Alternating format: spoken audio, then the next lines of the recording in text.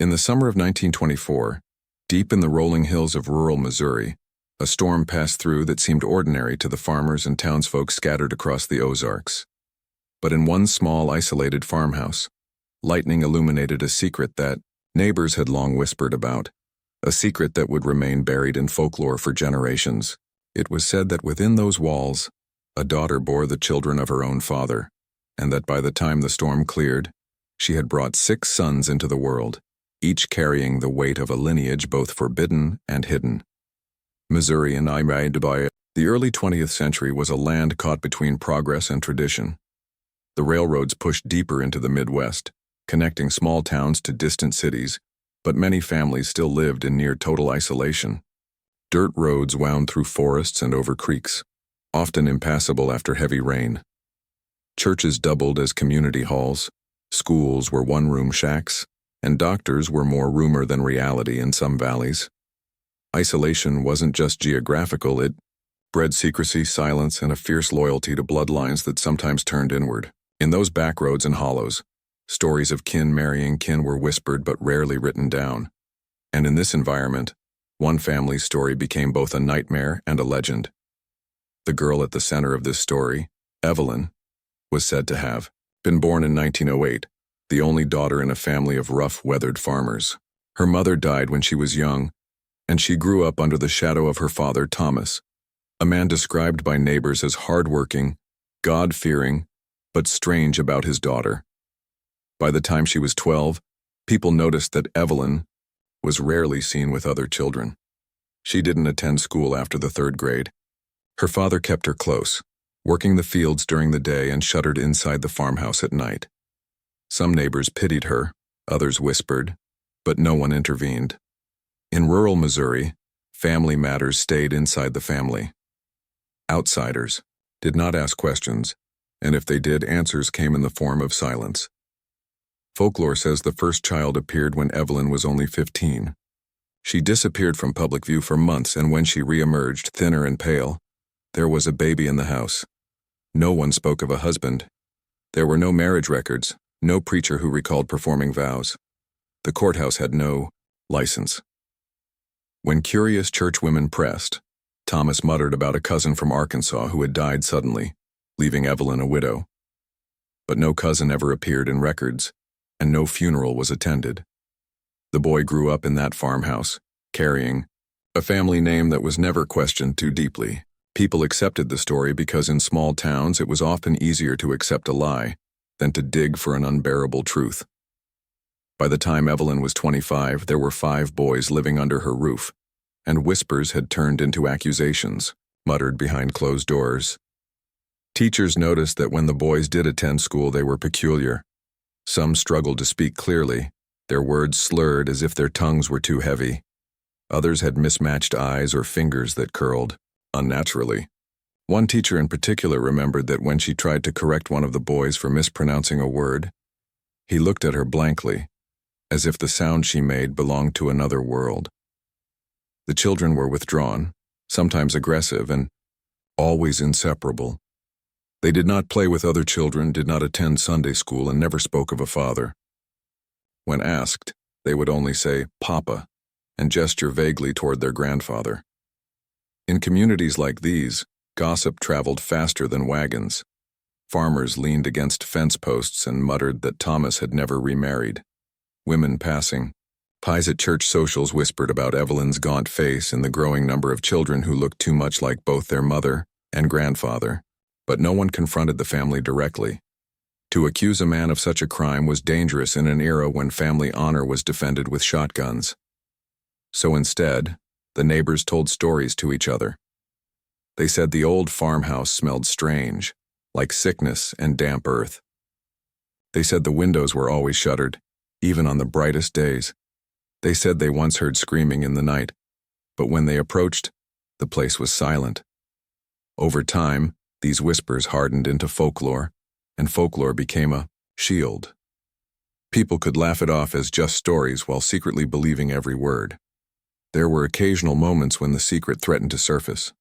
In 1929, one of Evelyn's boys was brought to a doctor in Springfield after a farm accident left his leg badly injured. The doctor noted not only the injury but the boy's unusual facial structure and cognitive delays. He reportedly asked Evelyn who the boy's father was. Evelyn, clutching her son's hand, whispered only that his father was dead. The doctor wrote no report, for in those days, suspicion of incest carried more shame than justice. To put it on paper would be to ruin an entire family, and rural doctors often chose silence over scandal. As the years passed, the children grew, and so did the darkness surrounding them. Folklore says Evelyn had 6 sons in total, all by her father. Some accounts insist there were daughters as well, but they died young, their graves unmarked on the edge of the family's land. The boys grew into men who stayed on the farm, never marrying, rarely leaving. When outsiders tried to talk to them, they were evasive, sometimes hostile. Some said the sons were seen wandering at night through the woods, whispering to each other in strange, half-formed words. Others said they would stand at the edge of the field, staring silently at anyone who passed, until the intruder hurried away. The family became a presence that was felt more than seen, a reminder that some secrets were too heavy for daylight. By the 1940s, the farmhouse itself had become a character in the story. Children dared each other to run past it at night, swearing they saw shadows in the windows. Hunters claimed they heard voices coming from the woods, not quite English, not quite gibberish, as though generations of isolation had twisted language itself. Some older townsfolk said that if you walked past the property after midnight, you could hear the faint crying of a woman, long after Evelyn had gone quiet.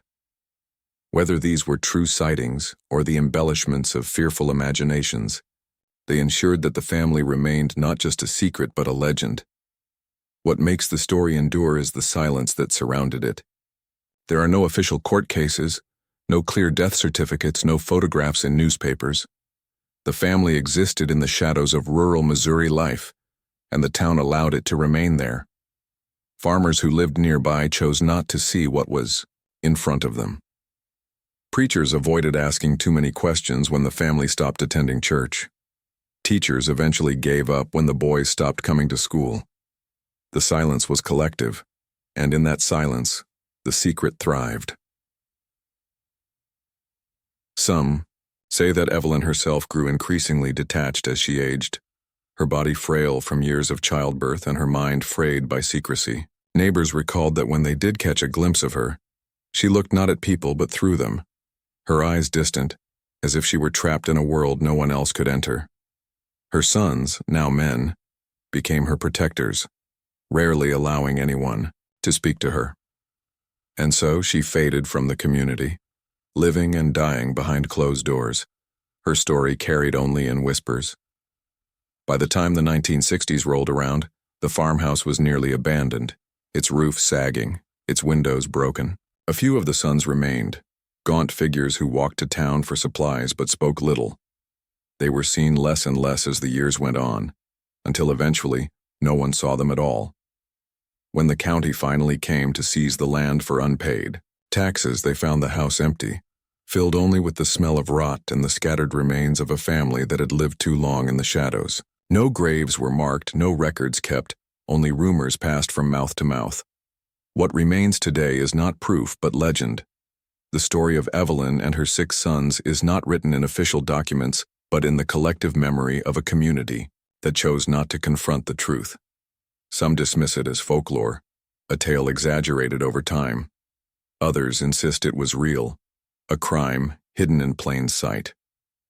And in the hollows of Missouri, where isolation breeds secrecy, the line between fact and folklore is often too thin to see. What is certain is that this story, whether born of truth or myth, continues to haunt those hills, a reminder of the dangers that can grow when silence becomes the law of the land.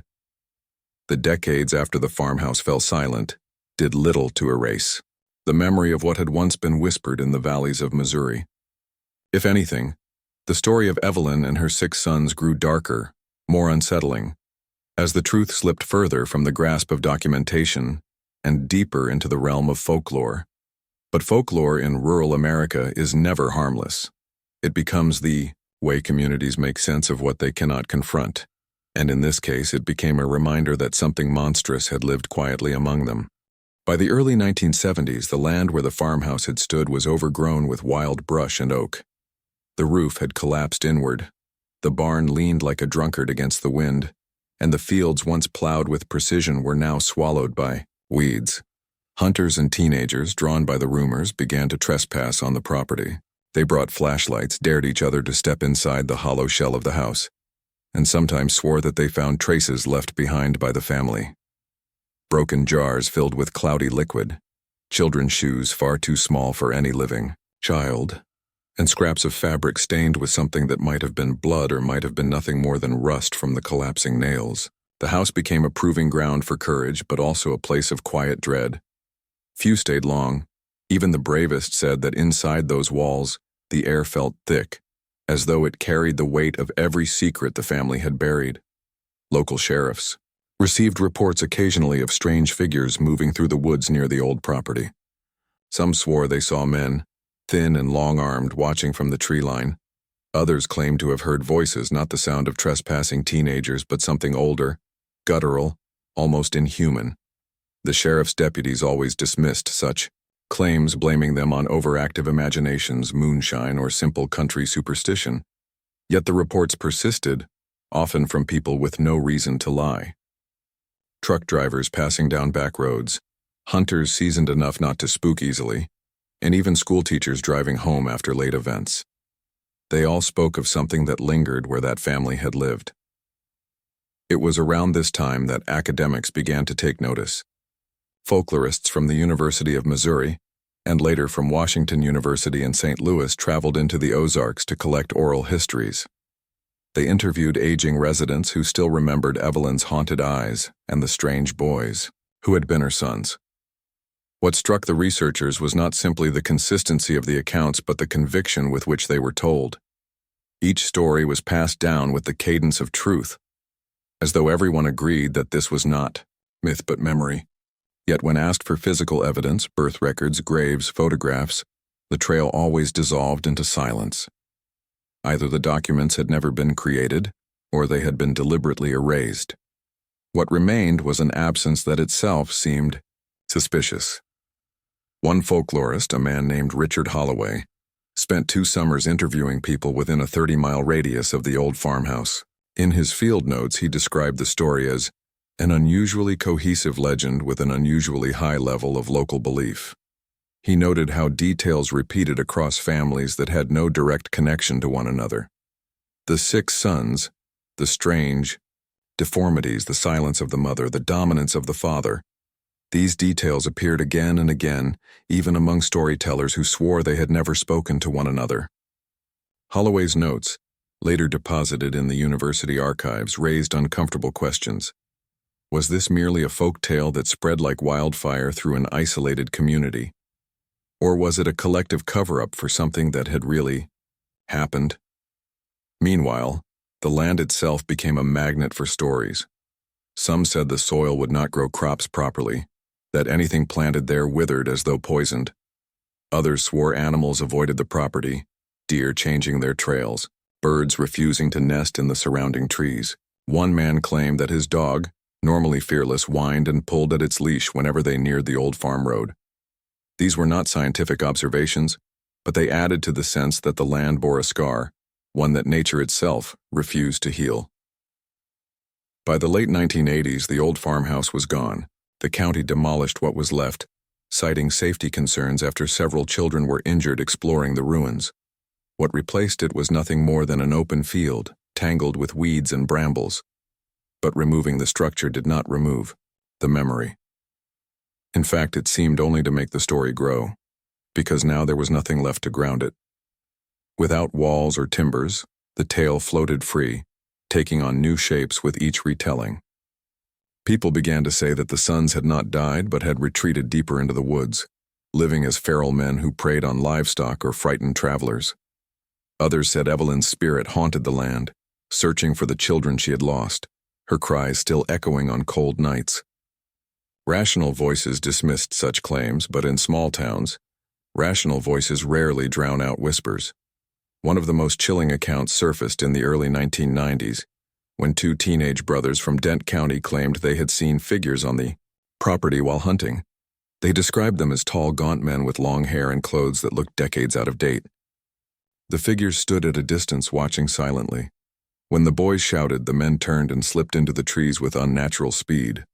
The sheriff investigated, found nothing, and chalked it up to trespassers or pranksters. But the boys never forgot it. Years later, one of them retold the story to a journalist for a small local paper, saying he was convinced they had seen descendants of Evelyn's sons, still surviving in the backwoods, hidden from society. The journalist printed the account, and for a time the story surged again, breathing new life into the old legend. Around this period, social workers in neighboring counties began digging into their archives. They noted unusual patterns: children in rural homes with unexplained disabilities, families that moved frequently, and rumors of abuse that were never substantiated. Some whispered that the bloodline of Evelyn and her father had not ended, but spread quietly through other households protected by silence and shame. No one could prove it, but in Missouri's hidden hollows it was easy for generations to vanish from the eyes of official records. Churches, too, carried the weight of the story.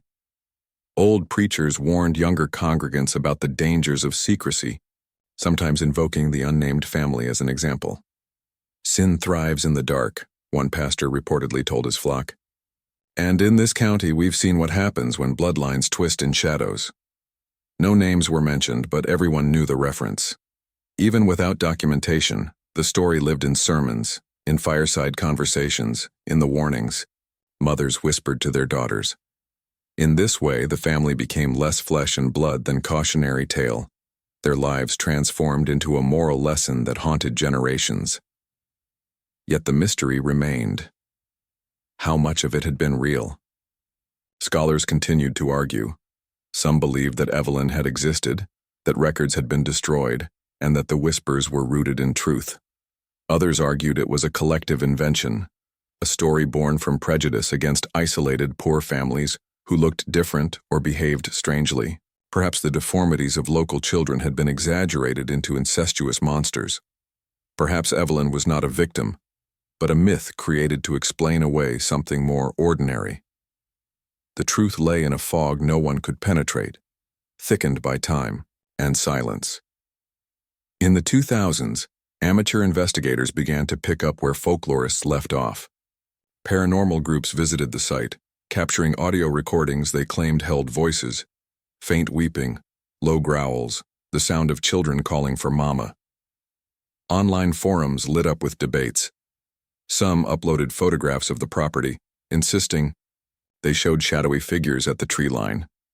Others debunked them as tricks of light. The story migrated from oral tradition into digital folklore, spreading far beyond Missouri.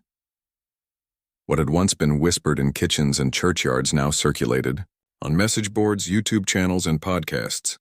Strangers across the country debated the fate of a family that may never have existed. For those who lived nearby, however, the story was not entertainment.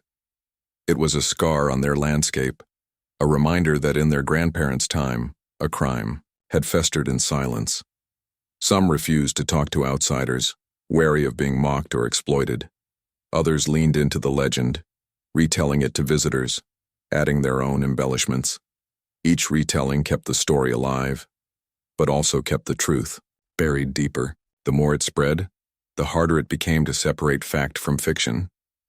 What remained most unsettling, however, was the possibility that descendants still lived.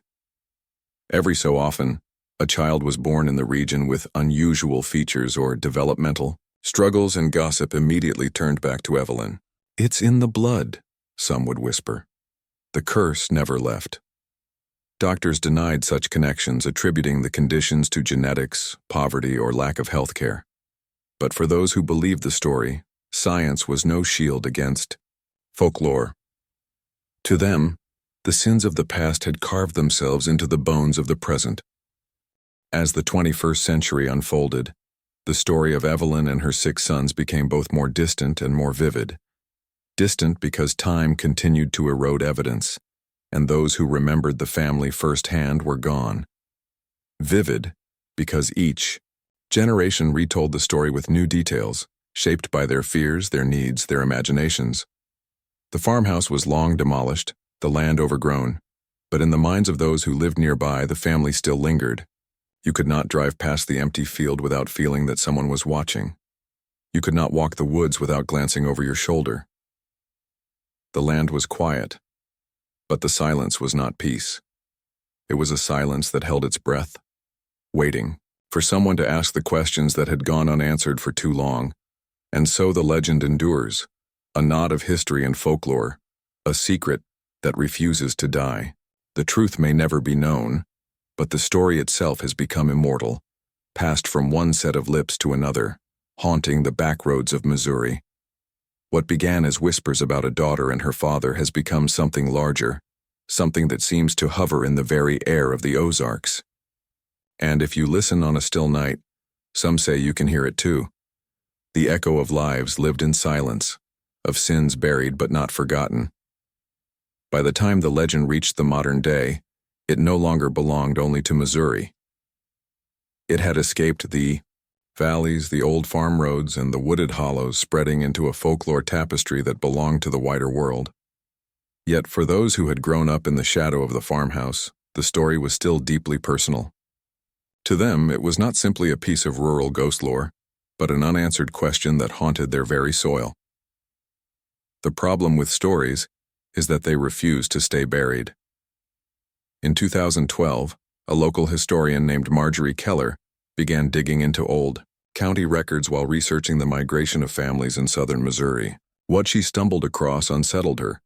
Census entries from the 1940s and 1950s that listed households with children who appeared and disappeared between one census and the next.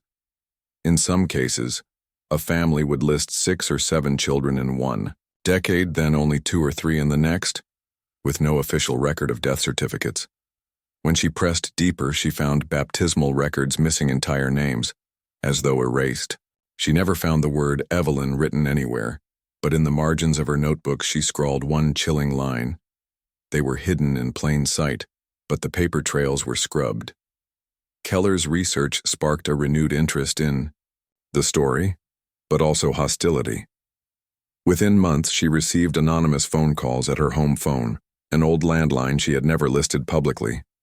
Voices, low and gravelly, warned her to stop. One caller said, "You think you're looking at the past? You're looking at the present." Another simply breathed into the line until she hung up. Friends encouraged her to abandon the project, but she pressed on, convinced she was circling something real. She submitted articles to regional historical journals, but most refused to publish them, citing lack of substantiated evidence. Her work never reached a broad audience, but it still circulated in whispers, fueling those who already believed. As for the land itself, it remained abandoned, at least officially. Yet hunters swore they still saw figures crossing the property line at dusk. A trucker passing on a back road once described seeing a fire flickering in the woods where no house should have been, and when he slowed to look, the light vanished instantly. Campers pitched tents near the boundary reported hearing knocking sounds at night, not the clean echo of woodpeckers but irregular, hollow, almost deliberate. No deputy ever confirmed these reports, but the persistence of such sightings kept the story alive. The absence of proof became, paradoxically, its own kind of proof. Technology, too, began to shape the tale. Amateur drone operators posted shaky footage of the area on YouTube, claiming they had captured shapes moving beneath the trees. Paranormal podcasts told the story with their own dramatic flair, often embellishing details but keeping the heart of the legend intact. One podcast episode, released in 2018, claimed that Evelyn's descendants still lived as a hidden community in the hills, bound by blood and secrecy. They alleged that marriages were still arranged within the group, that children were born in isolation, and that outsiders who stumbled too close were frightened away, or worse. Skeptics dismissed this as sensationalism, but the idea took hold in the public imagination. Listeners who had never even heard of Dent County now spoke of Evelyn as though she were an archetype of American horror. What unsettled researchers was how the story adapted across generations. In the 1970s, Evelyn had been framed as a cautionary, Tale about sin and secrecy. In the 1990s, she became an emblem of the rural grotesque, a monstrous tale of hidden bloodlines. By the 2010s, she had transformed into an internet myth, a cryptid family living in the woods, half human, half folk horror. Each generation reshaped the story to mirror its own anxieties, but in every version, the same details persisted: the daughter, the father, the 6 sons, and the silence. These constants hinted that beneath the layers of exaggeration, there had been something at the core, some spark of truth that refused to die. But what truth? That was the question that could never be answered. If Evelyn had existed, why had no grave been found, no photographs, no school records of the children? If she had not existed, why did so many people swear they remembered her? The paradox deepened with each retelling, until the legend itself became untouchable. To ask too many questions was to invite ridicule, or in some cases, fear. Even now there are locals who will not speak of the family at all, who will change the subject rather than risk summoning the memory. Silence, after all, was how the story began, and silence is how many choose to continue it. In recent years, there have been new developments, though none confirmed. In 2021, construction crews working on a utility expansion along a rural road claimed they unearthed a partial foundation of an outbuilding, buried under layers of soil. Within it, they said, were objects: rusted tools, fragments of glass jars, and what looked like bones. The county quickly sealed off the site, citing safety and contamination concerns. Officially, no human remains were reported. Unofficially, workers whispered that the bones were small, fragile, and not animal. The story reached social media almost instantly, reigniting debates. Officials denied it, but denials rarely kill rumors. Instead, they made the legend burn hotter. Some insisted it was proof that the children had been buried there, hidden beneath the ground all along. Others said the county was complicit, that records had been destroyed for decades to cover up a shame no one wanted unearthed. Whether truth or conspiracy, the result was the same. Evelyn's story lived on. Perhaps the most unsettling detail came not from artifacts, but from people. In 2022, a woman in her 40s contacted an independent journalist who had written about the legend. She claimed to be a descendant, her grandmother one of Evelyn's son's daughters. She would not give her real name, nor appear on camera, but she described a childhood of secrecy, raised in the woods, taught to distrust outsiders, told never to speak of her family's past. She said her grandmother told her in a moment of weakness that, "We are all from Evelyn." The woman disappeared after that single phone call, never to be reached again. Some dismissed her as a hoax, a thrill seeker wanting attention. But others listened to her trembling voice on the recording and swore it carried the ring of truth. So the story remains where it has always been, on the line between history and myth. The farmhouse is gone, the family either erased or transformed into shadow, and yet their presence endures. In the long silences of the Missouri woods, in the empty space where the farmhouse once stood, in the memories of the old and the imaginations of the young, some say the land itself remembers, that even if every human trace is erased, the soil carries the weight of what happened there. You cannot plow it, you cannot build on it, without stirring something restless, something that wants to be left alone. And this is where the legend becomes more than a story of one family. It becomes a mirror of something larger, something human. A story about how communities keep secrets, how silence allows horrors to persist, how shame buries truth deeper than any grave. Evelyn's name may never appear in any official archive, but her shadow lives in the way people tell the story. In every whisper about the woods, in every sermon about secrecy, in every glance over the shoulder when driving past the field at night. Legends survive not because they are written, but because they are remembered. And this one will not be forgotten. The farmhouse is gone. The family is gone. But the silence remains. A silence that is heavy, unnatural, almost watchful. If you stand long enough at the edge of that field, you may feel it too. That prickling on the back of your neck, that sense that the story is not finished. Because perhaps it isn't. Perhaps somewhere in those dark woods the bloodline still lives. And if that is true, then Evelyn's story is not history at all. It is the present, waiting for someone else to stumble too close, to vanish without explanation, and to become another chapter in the legend. For now, all that is left are the whispers. Whispers of a farmhouse swallowed by weeds. Whispers of a family erased from records. Whispers of a name no one dares speak too loudly. But in Ire, the end whispers are enough.